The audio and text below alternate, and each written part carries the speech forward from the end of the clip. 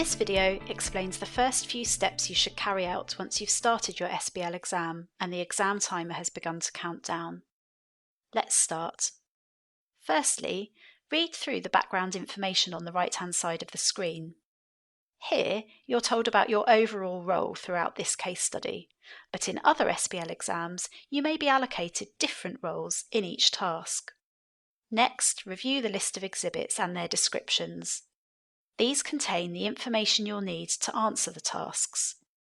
Notice how the overview matches the list of exhibits on the left of the screen. Exhibit 1 is an overview, Exhibit 2 is a background report, and so on. This consistent terminology is deliberate and is intended to make it as easy as possible for you to locate the information you need to answer the question. You should now open and read Exhibit 1, which will always provide an overview of the scenario on which the exam is based, although the contents of the other exhibits in SBL will vary from exam to exam. You may wish to highlight key points.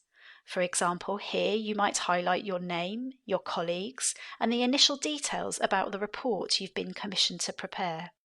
Note that as this is one question with multiple tasks, you're unlikely to need to use the navigation tool during the exam.